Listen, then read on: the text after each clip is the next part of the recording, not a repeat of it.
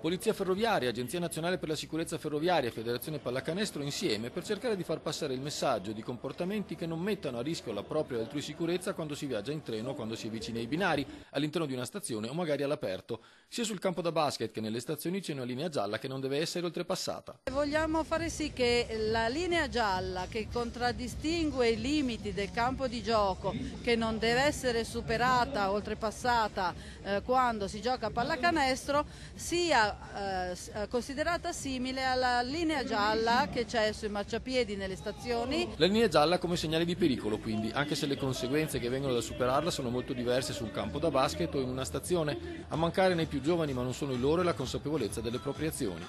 Spesso vanno in stazione in gruppo, distratti, tante volte con le cuffiette per la musica nelle orecchie, quando devono attraversare scelgono di attraversare i binari anziché utilizzare il sottopassaggio e purtroppo spesso sono capitati degli incidenti molto gravi. C'è poi un comportamento diffuso che non è di questi anni, ma si potrebbe definire vecchio, come la ferrovia. Ostacoli posti sui binari con ragazzini che poi si appostano per vedere l'effetto che fa mettere i sassi piuttosto che cose anche più ingombranti sui binari. Alzi la mano chi da giovane viaggiando in treno non si è mai sporto dal finestrino, ma ci sono atteggiamenti molto più pericolosi. Prende il piede questa idea di dimostrare il coraggio arrampicandosi sui treni, sopra il treno di notte con il rischio di rimanere folgorati, piuttosto che vedere chi si sposta per ultimo dai binari al sopraggiungere del treno. Se proprio si vuole superare la linea gialla, meglio farlo sul campo da basket, i rischi sono decisamente minori.